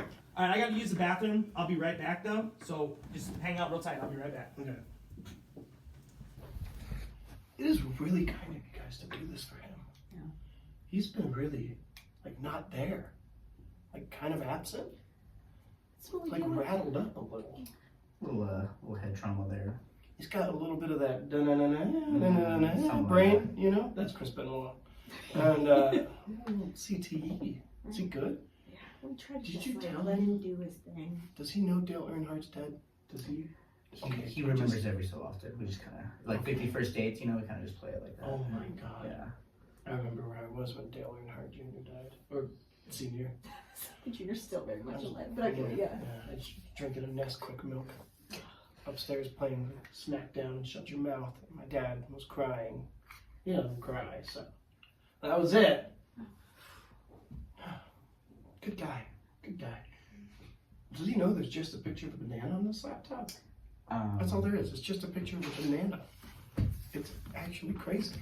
We try our best with him, you know? Like, he I just... don't want to. You know, we just gotta let him be happy.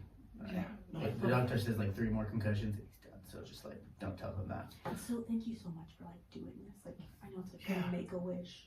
Oh my Appreciate god. it. Oh my god. Oh, I think he's coming. He's coming. Yeah. Oh man. What a handsome guy. Talking about me? Oh, you heard that? I did. Yeah, I heard handsome. I just thought maybe that So was. sorry.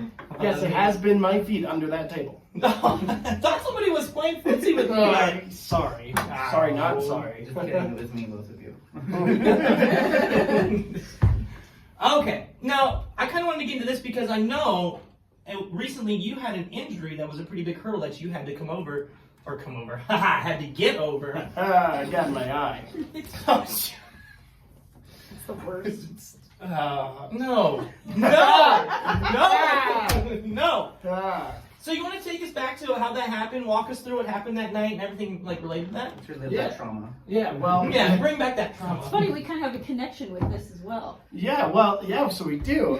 So it's actually a bit of a sad story, but I'll take you down this avenue. So when I was 17, my best friend died. He got hit by a drunk driver, and so I'm but then he was a good dude, and he's one of the reasons I made sure to pursue wrestling. So he was a big inspiration. He was just a bigger person who I strive to impress, like this being who's no longer with us.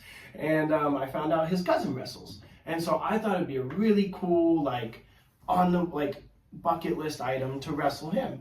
But I knew I'd have to build a rapport. He wrestled out in the Florida Georgia line. And Jeff Gold, the angel himself, I told him the story and I was like, I'd like to bring him out here. And Jeff Gold was super accommodating. And so I finally got to have this big match. My late friend's parents showed up. Only time they ever showed up to see me wrestle. And fucking arm wringer, 30 seconds into the match, I tear my ACL meniscus. First major injury in 9 years. What? From an arm drag? From arm wringer. And it wasn't, I was giving it. I was giving the fucking arm wringer. I did a little thing where you like have it and then you go this way and you bounce. Yeah. I bounce, bam, ACL meniscus, 14 months. I had no prior sign of injury. Nothing. So, what the fuck? And so, I'm like, gonna try and continue, because I thought maybe it's hyperextended it, but I've never had a major injury. So it was like, every time I put, like, once you tear your ACL, it's like, what the fuck was that? Okay. And then you would stand on it and I would just fall. I just kept falling. And I was like, what the fuck? Like, work. And so then, he's like, you good? We could just take it home now. And I'm like, fuck no. Like, and so we attempted to go through that whole match. I know it's online somewhere. New Hairstyle has their footage up. God bless that editor. They did their best. And so it was just not good. And then the funny part was, the match was supposed to end with Mac and Logan interfering, so we were in a gang called the Hard Way at the time, and nice. And so then when they came out for the interference, the plan was just like some like simple distraction, but like I needed a reason for this match to actually go home and me hold on to like the title I had at the time. So it's just like on the fly, I go, Austin, 450. And he's like, what? I'm like, 450. I wasn't ripping. I didn't know what to do. And so the guy was laying there. He had never taken a 450 because where he's from, everybody is like big. It just wasn't a thing. And so he gets nervous and he kind of throws his knees up. Logan gets a little hurt from that. That guy's freaked out. 1, 2, 3. The match fucking ends. Whatever. We go to the back and they're like, time to go to the hospital. I'm fucking pissed. You know? Like, what a shame. So I go to the doctor. Turns out the doctor I see is her husband. Just by chance. Like, that hospital is not by Mile High Comics, but it is by my house. So, he would, you know, I liked him. I liked his diagnosis better than any other doctor, because he said, you'll probably be fine. But I wasn't. And so... I didn't say he was a great doctor. Well, no, he was great. And I kind of needed to hear it then. And so, no, he was great. And, but that was just like a small world. I was like, oh, I do wrestling. And he was like, you know, I was like, oh, that's crazy. And so then... whatever, 14 months go by, I heal, I'm cool, I'm chilling, and then they put the LL belt on me, and I was like, I'm on top of the world. They put me against Fuego del Sol. I take one Rana, same leg, ACL meniscus, and I'm like, God fucking damn it. And like so your first match back? Huh? Like your first match that back? was my like third or fourth six or seven. Yeah. At that Okay. point. I was like 6 months back in. And you had torn. Huh? Was that when it was torn or after? This is the second time, so this just happened last year. Yeah. Yeah. And so, you know, I was like, I'm 30, dude. What is my knee shot from swimming and marching band? Like, what the fuck? And so, you know, and so I was gonna get the surgery, but I promised myself the first time I got hurt, I'm like, damn, that was expensive. So you get hurt again, you're done. And then I got hurt again, and I was like, fuck that. And so I go and I see this PT and I ask her, I'm like, I also went to like, so I went to the same doctor I went to. He's like, I was like, can I rest on it? And he's like, do you want a knee replacement when you're 40? And I'm like, kinda. And he's like, all right. I'm like, Rey Mysterio did it. He's good, you know? And so I was like, I don't know. And so then I went and saw another doctor, this really good like knee doctor down at this, what is it, like Boulder campus in like Aurora? Hopkins? It's like Hopkins something. They are not in network, let me tell you that. But it was, I needed to know. And so I asked this, like the best knee doctor in the state, I'm like, what do I have to do? And he's like, just, you know what you're doing? Can you be careful? I'm like, yeah, cool. So I got with the PT and I said, what do I got to do to wrestle on a torn ACL meniscus? And she was like, all right, it's going to suck. And I'm like, okay. So I'm doing, so I have my routine right now is 3 to 4 leg days a week and 3 to 4 upper body days a week, just to keep up, just to be in like a normal person shape. I'm just really pushing it, and then you know, because I'm not trying to do the ricochet shit. Like it's all good. I've wrestled like 4 or 5 times now in this, and it's fine, honestly. Like, Yeah. me and Logan went in there one night to train at the butcher shop, and we were like, let's figure out what I can't do. And we were doing everything. Like, there are limits. Like, I'm not gonna let you belly to back me and I flip onto my feet. Like anything that's like laying on ground hard is like a no. Yeah. Honestly, everything else is pretty good. Yeah. And I just like, talk consent with your opponent and stuff, but like I'm not really picking people up a lot. I've been really careful, and so I do what I want. My body's not gonna tell me when I'm gonna stop. The plan right now is to do this for like another year or 2, and then hopefully retire.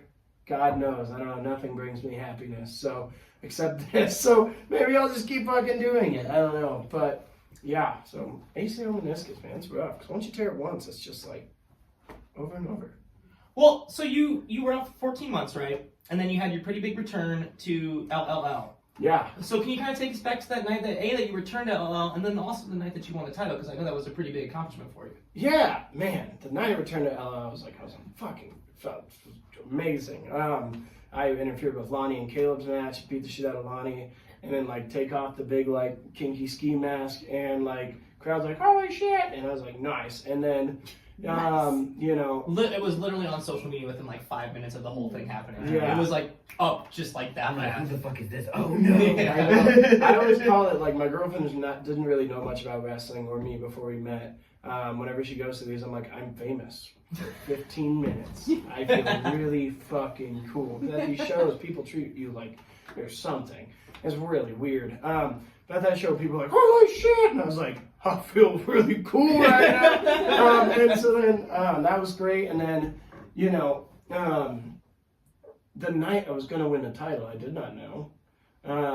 And I found out like after my promo, and I was like, holy fuck. And because I was with like Effie and Heidi Howitzer, who like this is a fantastic friend of mine. And I was just like, this is gonna be fucking awesome. Effie was a champion at the time? No, Heidi was a champion at the time, yes. we We were at that show, yeah. yes. Yeah. Yes. Yeah, because Effie almost landed on us. Yeah. I didn't know we were in like a splash zone. Yeah, we gotta be aware about Oh the yeah, the LLL beer shows. boarding. Yeah. Oh my god, I got fucked up that match. Not like for real, but like we like went after it, and so that was a whole lot of fun. And then, after the match, like all the homies were on the other side of the curtain, which we don't do that at LL. But like all the homies were there, and they were like, Cody, yeah, and I was like, fucking hey, this is sick. Like winning the LL belt was like one of the last things on my bucket list. So this is fucking awesome. And then like the crowd was just, you saw they were so angry. Oh, it was And so then good. It was so good. They were like, you got to go cut a promo on the fly right now. And I was like, what? And so I walk out there and I look at the promoter. I'm like, can I hit the mic? And he's like, go for it. And I hit the mic and I hit probably a top 3 promo for me ever. And I was like, I just felt really good right then. Just a really good moment. But like the promo was just like about how like people don't pursue their dreams. Whether you sit behind a desk or you try to do what I do, you can't beat me on. It's like other stuff. And I like really pride myself to try to avoid the regular things every promo says. But right then, that was just like the character Cody Devine from the heart who had just triumphantly won the belt. It was cool. It was great because it was such a feel-good moment, but at the same time too, like you could tell like the crowd was happy that you won, but at the same time too, like we love this guy, but also fuck this guy. Yeah, man. I get that so much now, where it's like we secretly love you, and I'm like, how do I change that? All right, like you need to change that. And sometimes like, what if I went face with the gimmick, like MJF, like anti-hero? That's fucking lame. So I don't know what I'm gonna get them to do to hate me again. I hit Heidi in the head with the chair 3 times. I didn't do it, so Is there any I don't know, babies you can make cry? you what? We could bring like a baby That'd that be you could cool. make cry. I have some nephews. I think we need to go back to 2016 LLL, where I was allowed to stick a bunch of wet paper towels in my groin, and then on my entrance pull them out and chuck them at the crowd. God. I was not allowed to do that post-COVID. And also 2016, Lucha Libre and Laughs, we talked about it before, was unhinged. Super unhinged. And like back when like, we had Valentino, and I'm chucking dick paper towels, I had fans throwing trash on me, their drinks, and everyone's just beating the fucking shit out of each other. Man, it was sick. But yeah, that was a big moment for me. Just, I don't know, just to have that. I felt like, to me, that's like the number one promotion in the state, and that's the belt. And so whether it's all work or not, it's just, there's like this moment of respect where it's like, damn, like, if this all ends tomorrow, I had a match at WWE, I traveled quite a bit, and I won the LOL belt. I'm like, I don't know, I only have a few things left I really want to do. So it was fucking awesome. Yeah. Well, kind of going off that, do you have an opponent left that you kind of is on your wish list? Or like, what's left for Yeah. Yeah, what's left for me is I want to work a show Mania weekend. Any Mania weekend. Like, it doesn't have to be this year. Maybe it will be this year, but I'm not disclosing anything right now. And then I also here first. and then there really is nothing put together, but there's something to work on. We'll see. And then I want to. This one it's kind of far-fetched with an injury, but I'd like to do one international tour. I don't care if I pay to play. I don't care if it's like a shit promotion. I just like want to do one tour. My dream tour would be WXW in Germany. You guys seen them? No, I don't think so. Yeah. So like Gunther used to be the trainer. Okay. I'm deaf, so I'm like sign language. I'm like Gunther, yeah. And so what they do is they like take you to their wrestle school and you train there for like a week, and then you get on a van with a bunch of Germans and you go tour and wrestle places. I'm like, honestly, that sounds really cool, and I got a good job right now, so what do you need me to drop? Like, I don't want to have the fucking price, but, when you're talking wrestling being safe and a language barrier and my ACL's not there, it feels a little selfish to try to accomplish that one. So that'd probably be something I'd have to do if I do get surgery. And then I'd like to, maybe have an AEW extra match, just get my ass kicked, because then I did the 2 top promotions. Yeah. Like a 5'9" skinny fat guy, that ain't too bad. So that's those are the big ones. LOL was a big one, but yeah. And then that would be, after that, hopefully I'd be ready to go off into the sun. Yeah, right off in the sunset. My the expensive knee doctor, I was like, what do you think would have to happen for me to quit? And he was like, therapy. I was like physical, and he's like, no. And I'm like, yeah, probably, man. I guess so. So what are you gonna do? I'll slip you my card. Sorry about that. So you obviously I'm had vaping. This podcast brought to you by BetterHelp. That's what we should have done as BetterHelp. Use our promo code. Yeah. So you obviously have had an astonishing career here out in the Colorado indie scene. You've worked all over the country as well. So outside of wrestling, what are some things you get into? Because I know you stay pretty busy outside, but like, what's something you do for work? I was going to school to be a high school counselor. That was what college was for. I finished my associate's degree, and I was like, man, I have a lot of fucking debt. And my last sociology professor was like, you're really young to like continue this right now. He's like, wouldn't be the worst time to take a leap year and like go do some self-discovery, travel, do your thing, and like enjoy the wrestling, and then like come back, because no one's gonna want like a 22-year-old high school counselor necessarily. But also I found out you have to teach for 2 years. I don't want to fucking teach. How do I teach these kids? But like, it was like, kids are awesome, that's why I want to be a counselor, but that's just not a particular topic that I'm like good enough to influence the future of many. That you like, feel confident in. Yeah. Unless you could just go teach them how to be a dick in wrestling. Yes. How to be a heel in wrestling, 101. Yes. How to be a piece of shit. But yeah, and so I then started working for a property management company for my cousin. And long story short, I moved to California for a little while, in my mid-20s around that time, and just kept flying home. Like, I was working at a Buffalo Wild Wings out there. I worked for a Buffalo Wild Wings for a long time, like 8.5 years I spent in the corporate umbrella of Buffalo Wild Wings. And fuck that place. But do you eat their wings anymore? Every once in a while, I worked Mac and Logan want to go there. I'm kind of a beat-up sport I know, but I will. If you go into my fridge, I have one barbecue sauce in there. It's the honey barbecue sauce. Honey barbecue. Yeah, I mean, I eat their food. I didn't necessarily get sick of it. It was more just like, it's just a few people there. Yeah. And it's just the food industry in general. Yeah. You can't be in it too long before. But it's also just sad. Like, you see a lot of people get addiction issues. Yeah. But Are you a cook or a server or bartender. Oh, Bartender server, and but like, my work spoiled me. Like, when I was bartending, if I wanted no servers on and I wanted a whole restaurant, they'd do it. If I was feeling lazy and I wanted 4 servers on, they'd do it.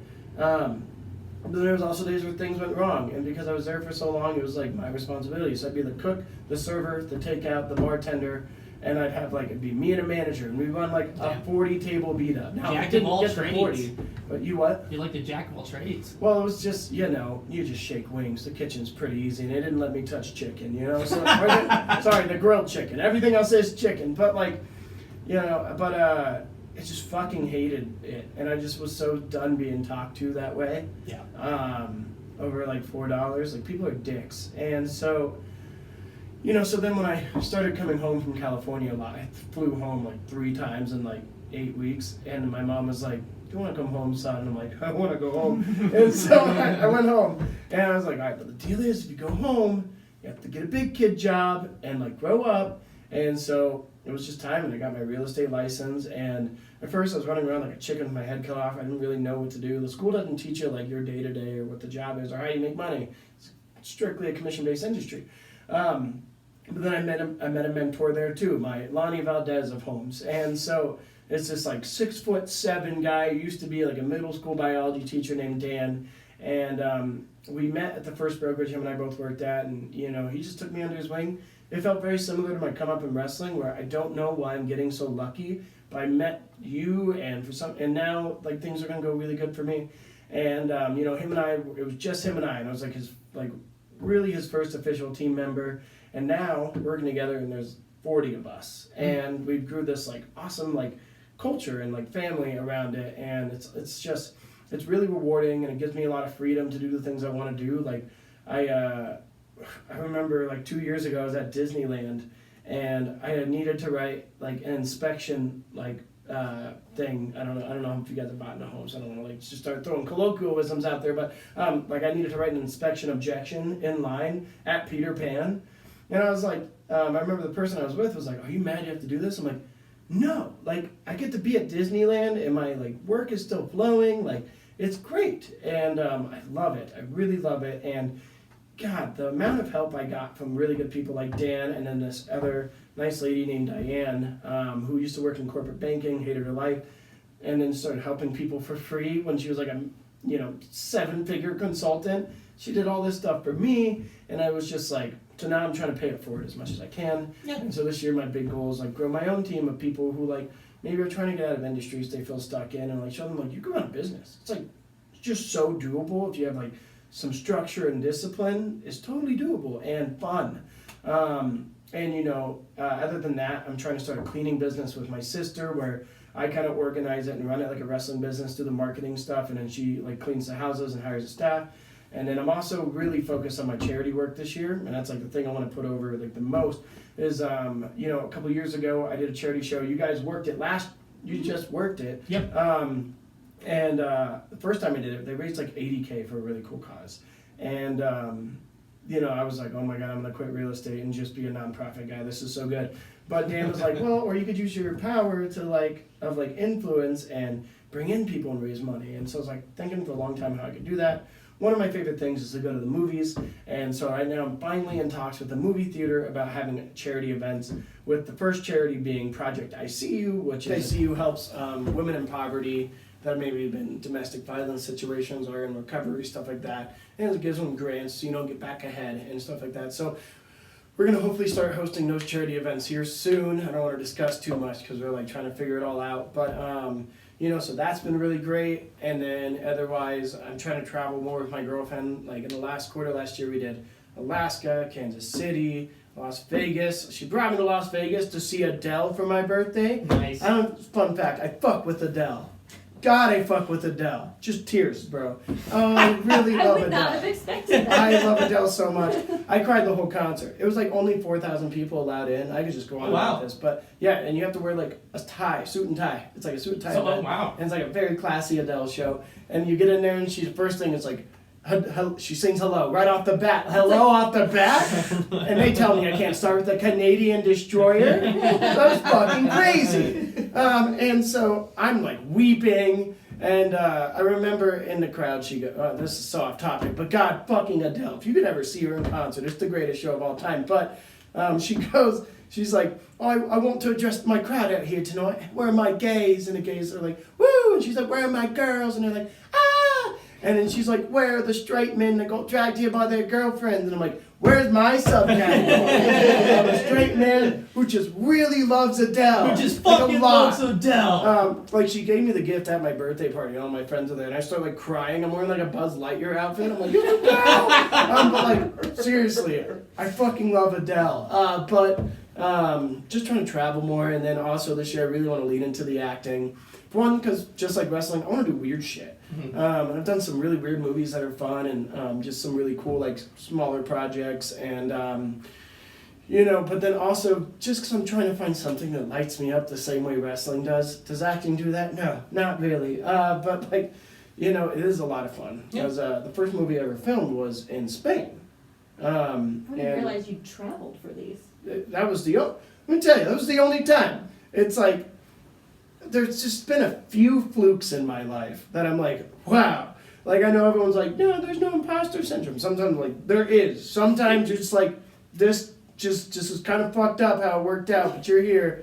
I did a movie in Spain, and like, I got flown to Spain, and there was only 2 actors, and it was a sad movie. I was just like suicidal teenager, and then this whole thing happened. Movie gets canceled, and basically I had a free trip in Spain and the Netherlands. But whenever I tell people that, they're like, oh, it got canceled. There's a documentary about it on Facebook because they were trying to get more funding, but they lost $100,000 when the project failed. That's its own story.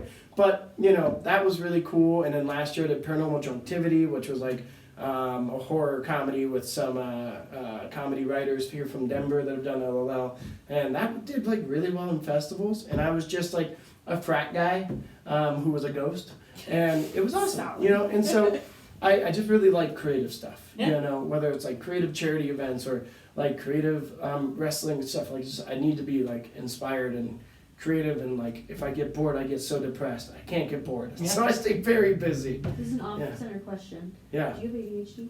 Sorry? Do you have ADHD? I tried telling my doctor I did. He wouldn't give it to me. Okay. I've had a lot of pre-workout today. that sometimes that'll do it. Yeah. Well, you've got so many things that you balance and are excited about and like go full force in. Yeah, I it takes a special brain to be able to balance that many things. Yeah, it's just for one, I have such a great support system with my girlfriend, my real estate friends, my family, and just like I'm inspired by a lot of different people. I've had mentors in a lot of facets of my life that I'm just really lucky to have, that it makes no sense that I have. I'm like Lonnie, Dan, Diane, all these like awesome people. And, but for 2, it's just like how I was raised. I don't know, like trauma maybe. But like, I can't be bored. I really can't be bored. I'm also working really hard at Rocket League right now. If you got some Rocket Leaguers watching this, Car Soccer, the video game. Video games? PS5. You're a PS5 guy? So, yeah, I just got it. I really splurged one day. I bought it because I wanted to play Sea of Thieves with Mac. And it was sick. We got to play Sea of Thieves. It was awesome. It was just a pirate. But, ironically, to come back to your question, I tried telling my doctor I had We can cut that out. I was just kind of No, that's a great question. About. No, you don't have to cut it. I don't care. I took Adderall, from a friend a few times in college, and like I would sit there at a desk and be like, I'm asking for this booking, and I'm practicing for a play, and I'm doing my homework, and I would sit here like an octopus for like 8 hours, and I felt like, what is the movie? Bradley Cooper? Yeah. I felt like that. Man. Yeah, where he takes the pill and he... Yeah, Limitless or something like that. Yeah, and so I go to my doctor, and I'm like, probably have ADHD. I need some Adderall. And he's like, you have hyperactive depression. Yeah. Who the fuck do you think he is? But he's been my dad and my grandma and my grandpa's doctor, so family history. That's I've what got me never too. heard of hyperactive depression, but... That's what happened to me too. Okay. I went there and I was like, I'm not studying well at school. And they're like, well, A, it's because you're depressed, and B, because you're not trying hard enough. No Adderall for you. And I was like, damn it! Shit. Damn it! Give me my fun cookies! Give me the fun cookies! So that's where I'm at. Well, Cody, we appreciate you coming out to the podcast. Hey, buddy, anything for you. Everyone's been seeing you do real good stuff, and you've been trying really hard recently, and we all love what you've done with your hair. Oh, thank you, dude. I appreciate that. course. I was thinking about getting it trimmed, but you think this looks good? No, it's perfect. It's perfect the way Your it is? beard trimming, don't touch it. You know what? Now that you said it, I won't do a thing. Won't do a thing. Cody, where can we catch you at next? Where can you catch me at next? Outside. How about that? Hopefully the SWAT team's no longer out there. You got the escort for the SWAT team in there today. Yeah, the next time you could see me will be on the first Friday of March for Lucha Libre and Laughs, which I will have a very big match. I'm not saying what it is not my place. You can also catch me on Instagram, Cody Devine24, where you can find my website because I am your friendly neighborhood realtor, Cody Devine, and I'm here to help with all your buying and selling real estate needs. You can also catch me at Lucha's Home and Cleaning Good Services for your home and commercial cleaning needs. And lastly, hire me. I'm an actor. Just catch me. I just throw it out Can we there. I'm put the here. headshot up for him? Yes. Side by side. Yes, Side by side. great. Frenchy, where can we see you next? That's a surprise. That's a It's a surprise. secret I can't tell. All right. Are you gonna be traveling? Something like that. Something outside of Colorado? Something like that. Am I starting to give it away a little bit? Oh, like maybe shut up. Okay. Shut the fuck up. Nikki, where can I catch you at next? I am next at Respect Women's Wrestling. Yes! February 21st. And then I am in San Antonio, March 8th for Battle of the Alamo. Lovely. And of course, for me, the good old boy, you can catch me February 8th at WWX. That'll be a fun show in Scott City, Kansas. And then coming down the pipeline here for the podcast, we're going to have some guests here. We're looking to have Chad Kalina and Niles Blood, Marlon Bishop, Bruce Rogers. They're all later on down the pipeline, so make sure you're staying tuned for the future podcasts that we'll have on here. But yeah, Cody, thank you so much for coming, man. Thank you so much. And if you don't mind, tell Marlon Bishop that was a fucking fluke. You won't beat me twice. You wanna join us in a little bit of a click out? It's kind of what we do to like get rid of the podcast. We all just kind of come in here and we all go a little click. Yeah.